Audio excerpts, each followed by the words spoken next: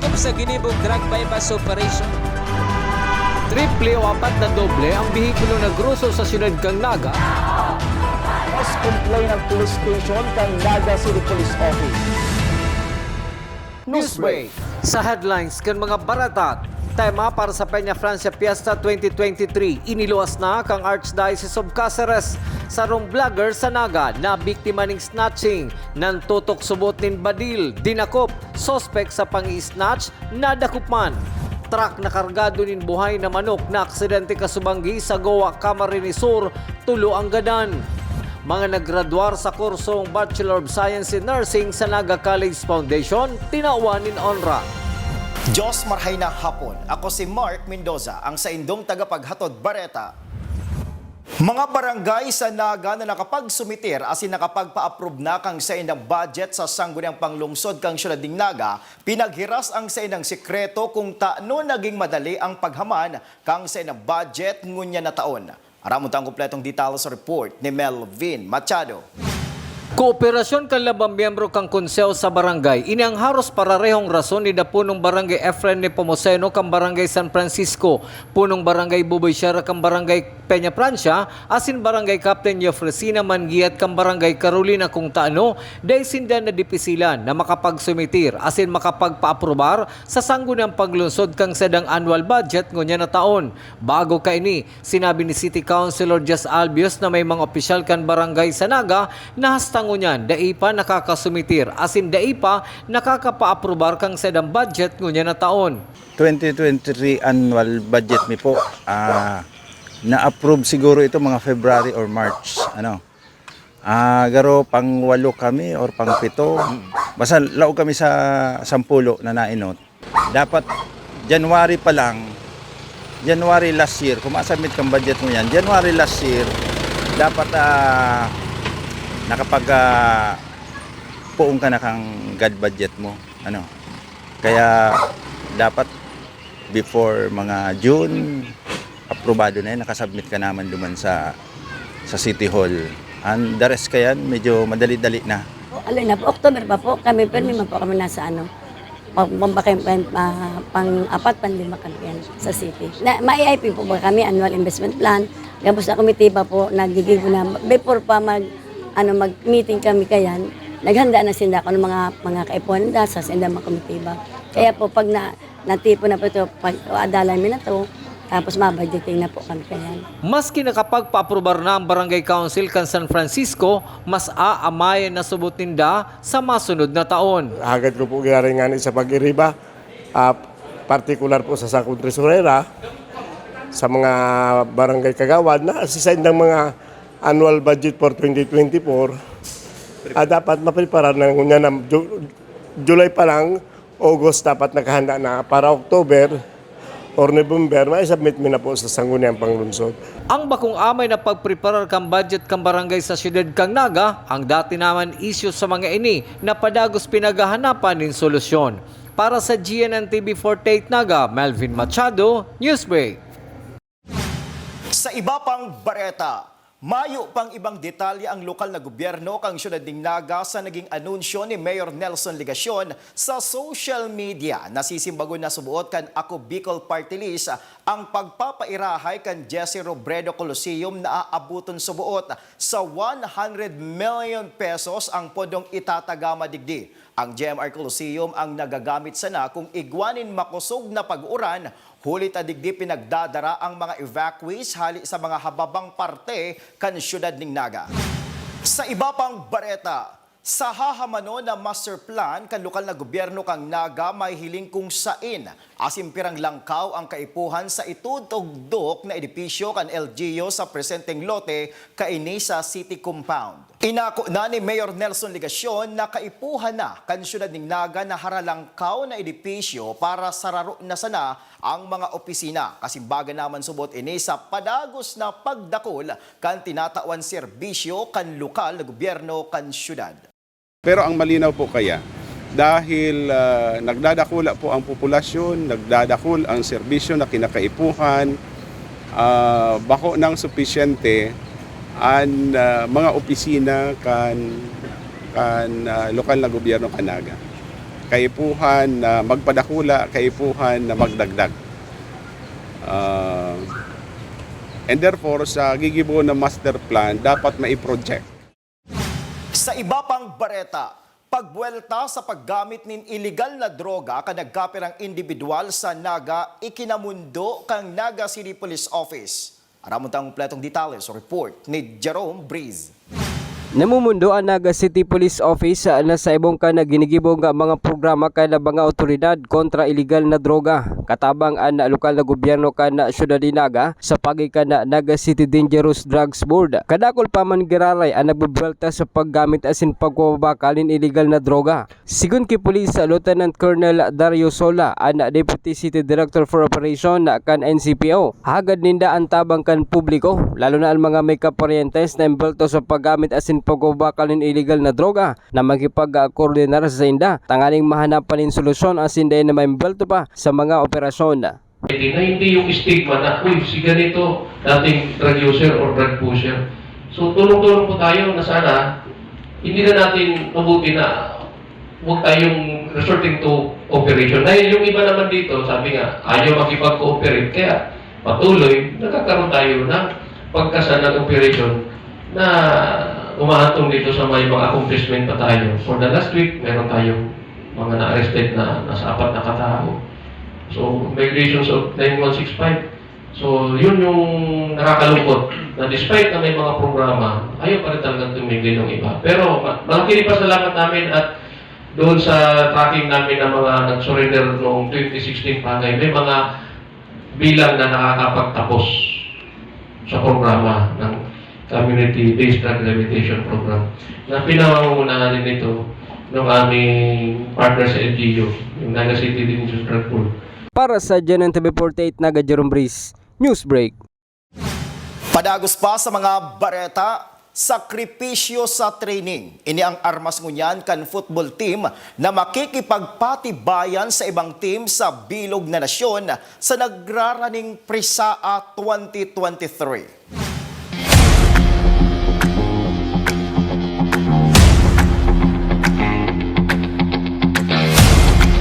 Mayo man po siya pagkakaiba, mas nag-doble trabaho lang po para sa national Prisaa. Ima-mindset namin sa sarili namin na makuha ang kampyonato sa maabot na Prisaa National. Goal mo po na Senate as a team niyo po is gibuon po ang best mo para ma-achieve ang championship po. Para sa ko, ang challenge na mangyayari para sa team ay halos gabos na maurag na team sa buong Pilipinas is maglalaban-laban sa National Prisaa sa Zamboanga. Ang message ko lang po sa mga Bicolano ay suportahan po kami sa pagkawat sa National Prisaa. Mas iiguton mi po niya na maabot na Prisaa para mapatunayan sa buong Pilipinas na mas oragon ang mga taga-Bicol.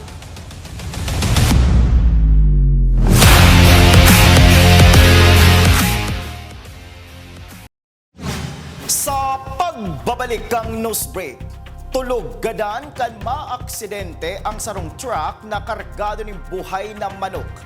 Yan asin iba pang mga bareta sa pagwelta kang GNN TV 48 Naga Newsbreak. Dakop sa ginibog drug bypass operation. Triple o 4 na doble ang bihikulo na gruso sa syudad kang Naga. Mas complain ang police station kang Naga City Police Office. Newsbreak. Lemon Residences, your newest home of the champions and the metro. Open for daily, weekly, and monthly bookings. Located at Magsaysay Avenue, Naga City, and enjoy a sip of coffee and Septus meals at Tiger's Cafe, located at second level of Lemon Residences. Dream travel? Achieve yan sa Nagayon Travel and Tours. Enjoy a hassle-free travel with Nagayon Travel and Tours. Visit their office at NCF Annex Building, Magsaysay Avenue, Naga City, or call us 0966-486-0043. At NCF Annex Building, there is the Tiger's Loft, a business center that first to offer a co-working space in Naga. Grow your business at the Tiger's Loft. Swim like a champion at NCF Training Pool. Avail their swimming lessons until the end of July at a very affordable rates. Contact Coach Joseph Tena at 0949-447-2792. Drive with confidence with NCF Driving School.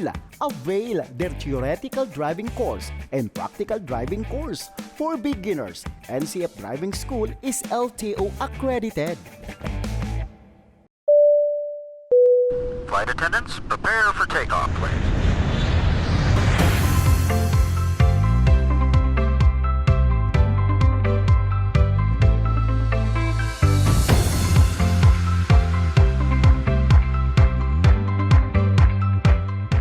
Slip life vest over your head. Take the tape around your waist.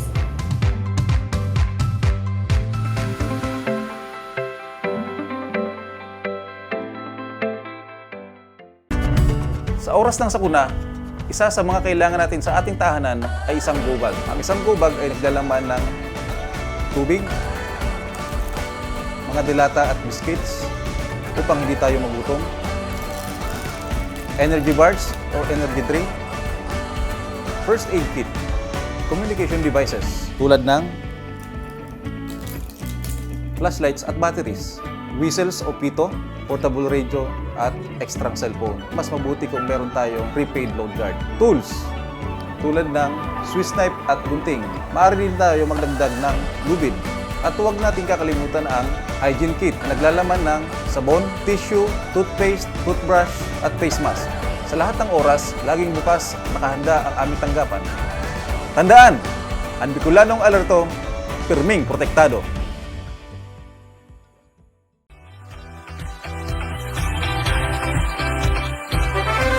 The Mariners Tourism and Hotel Institute is an institution that offers hotel accommodation, food and beverage services, and different programs and international cuisine. It boasts 5 contemporary guest rooms that fit to all types of guests and travelers. Room rate starts from 1,500 to 4,999 pesos only.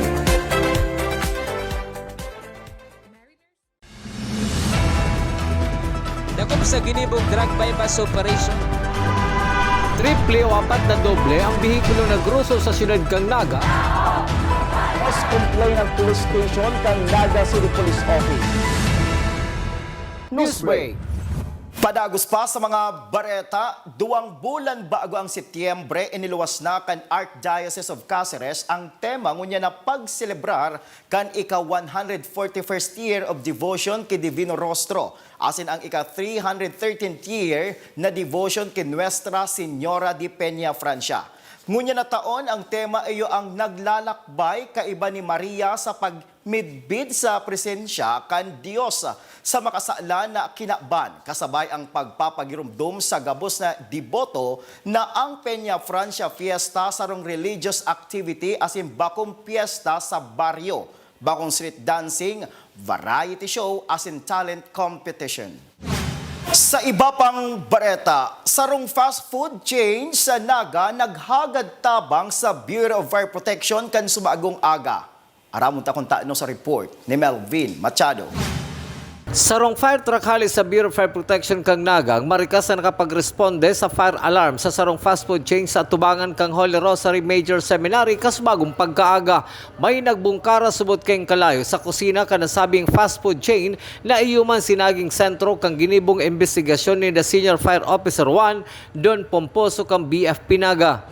6:45 si mga si mga crew nakaamoy na sinda ning parang leak sa linya kang gas. So matibay man si manager ninda kasi nagkumantulos na i-shut off ang bulb. So manaman yung supply. Kaya lang kang talagang kaya itong picture check ninda thoroughly si equipment, siguro si ito na lang tada na naipon duman, ito si nagkalayo kasi may open flame na sila kasi 24 hours nagluluto na sila ng product nila. Pero base sa CCTV na hiling ni very matibay si mga crew, nag-apply tulos ng fire extinguisher, naggamit tulos, nagadan man si kalayo. Huli kay ni pinag-shut off muna si may diferensyang linya sa pagluto. Asin si mga mayong depekto ang ginamit mo ng unya na maghapon. Dakulang pasasalamat kan Bureau of Fire Protection Naga na may aram asin da tulos na taranta ang mga personahe sa arog kaning sitwasyon. Maray na lang mga matitibay si mga crew, mga trained man sa paggamit ng fire extinguisher. Para sa GNN TV48 Naga, Melvin Machado, Newsbreak. Sa satuyang police report, duwang suspek sa pang-aagaw nin kwarta asin cellphone arestado. Lalaking inagawan, inaresto man asin ikinulong. Aramon ta ang kumpletong detalye sa report ni Melvin Machado. Nasa custody mo dyan, kang Police Station No. 1 kang Naga City Police Office ang persona ni Joseph Shea, residente kang Barangay Pacul, Ciudad kang Naga na inagawan ng 30,000 pesos as in cellphone. Alagad, dakulang kaputan ngunyan kung taano siya ang inagawan, siya ang ikinulong. Susuki Police Senior Master Sergeant Toby Bungon, tagapagtaram kang Naga City Police Office. Sabi sa report, ining biktima na taga Pacul, Ciudad ng Naga, nyaon duman nakatindog, tapos ining duwang suspect na taga Lerma sa kataga Sabang, pig-snatch da si kwarta ka ining 30,000 pesos ka sa kasarong cellphone. Kaya naalarma si tao duman, pati si tanod kan Barangay Lerma, piglamag si duwang suspect. Eventually, nadakop man duwang suspect. But, dahil nagtatapos naman si istorya, kan pig-snatch itong kwarta sa kasi cellphone, ining biktima, nagbunot ng badil. Improvised na caliber 22. Pag-aram niya, itong nakatambay duman, nasarong lalaki duman sa nakawitness kan pangyayari, kasabwat, tinutukan niya ng badil, na dahil man nag-aaram talaga. Sarong waiter ini, tinutukan badil, and ngunyan, nahampang ngunyan ang biktima ng snatching ng kaso man, na grave threat, saka possibly illegal possession of firearm. Pinurbaran kang GNN TV48 Naga News Team. Nakuha nin pahayag ang biktima ang inagawan nin kwarta sa cellphone, alagad nagsayuman naman ini magtao nin man na pahayag kasumpay kang sa iyang kaso. Para sa GNN TV48 Naga, Melvin Machado, Newsbreak. Sa iba pang police report, 3 persona ang nagadan matapos maaksidente ang senang pinaglulunada na truck na kargado nin buhay na manok sa Goa, Camarines Sur, Kansubanggi. Aramon ta ang kumpletong detalye sa report ni Jerome Breeze. Gadan ang tulong nga lunad kan truck na kargado ni na buhay na bunuo na manok kan makasabat nin aksidente pasado alas 10 nin pagkabanggi Kansubanggi sa banwaan nin Goa, Camarines Sur.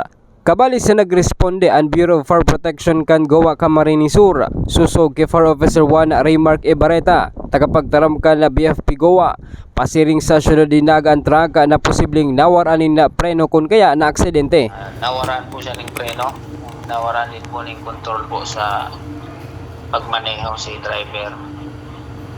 So iyon po yan si initial na yan po. Mag-aaram po kang mga otoridad naman. Napugulan na mahulog ang naaksidenteng truck kan makasangat ini sa slab kan sarong harong nayaon sa gilid kan tinampo. Entero nga nagwarak man ang sendang kargang manok sa hararom na ampas. Ang siring na sitwasyon ang nagapadipisil subuot para mahali sa pagkakaipit na tulong biktima. Sir, unstable pati si truck. Kung kami basang na duman sa truck, ma-penetrate na dahil may po gagagodan si truck mo na i-stabilize, possibly po madanyaran man po si mga responder na mahulog po duman sa creek. Kabali sa mga nagresponde ang PNP Goa, MDRRMO, asin na mga opisyalis kan barangay na nakakasakop sa lugar. Para sa GNN TV48 Naga, Jerome Breeze, Newsbreak.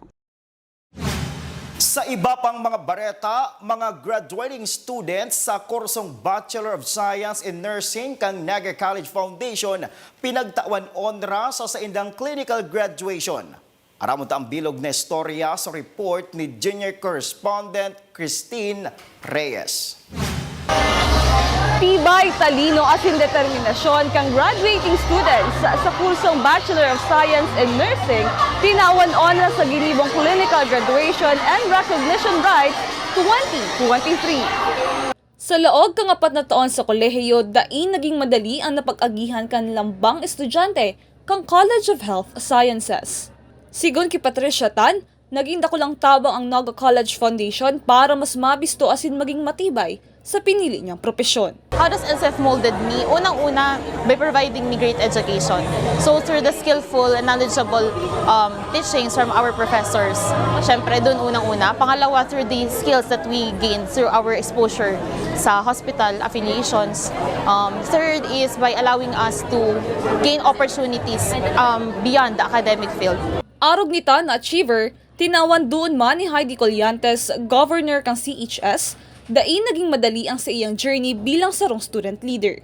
To know na I'm a student leader, I am the governor of CHS, it's really hard to balance the duty, the clinical experience, at the same time being a student leader. So I feel so honored. At the same time, I'm so grateful. Dagdag pa ni Colliantes, dakulong oportunidad ang pwede nindang makuha dailang igdi sa Pilipinas, kundi pati na sa ibang nasyon. Actually, we are all planning to work abroad since we know naman na it's not well compensated here in the Philippines. So, I think we all deserve na maging compensated yung work na papasukin namin in the future. Presente sa okasyon ang parientes kang mga estudyante, CHS faculty and staff, Dean kang CHS si Dr. Stanley D., Chief Finance Officer Dr. Roger P. Villanueva, Vice President for Academic Affairs Dr. Aida P. Osea, asin ang guest speaker na si Honorable Myrnie Salvani, member kang Professional Regulatory Commission, Board of Nursing. Nagtao si Salvani ning mga tips asin inspirasyon sa bawat nursing students na nangangarap na maging sarong board top-notcher. So today, we are all together here to celebrate with our future nurses. Cheers to our young future nurses. Could we give them a big round of applause? Congratulations to all of you for successfully passing the requirements set forth by your school to join your clinical graduation this afternoon. And also, congratulations to all of you for realizing your dream to join the health workforce. Naga College Foundation School of Nursing has given you numerous learning opportunities to advocate, to educate, to listen, and to give holistic care and be the competent nurse for the sake of your patients. I'm sure at this point in time, you have gained enough knowledge, skills, and attitude needed to be prepared for your clinical graduation and the start of your professional career. Mom and sir, continue to be the home of the champions. Continue to be the institution of achievement and character. Continue to be the home of the caring, transformative, and caring nurses for responding to the call of our country to produce more quality nurses. So to all of you again, congratulations, good luck, and God bless. Mabuhay ang Naga College Foundation. Thank you. Para sa GNN TV 48 Naga, Christine Reyes, Newsbreak. Asin yan ang mga bidang baretang nakalapkan mas pinakusog na puwersa kan GNN TV 48 Naga News and Bicol Affairs. Dai malingaw na i-follow ang samayang official Facebook fan page GNN TV 48 Naga. Sa ngara ni Antoinette Eduardo, ako po si Mark Mendoza. Diyos mabalos kang sa indong pag-antabay. Dakop sa ginibong drug bypass operation. Triple o 4 na doble ang bihikulo na gruso sa siyudad kang Naga. Mas complain ng police station kang Naga City Police Office. Newsbreak.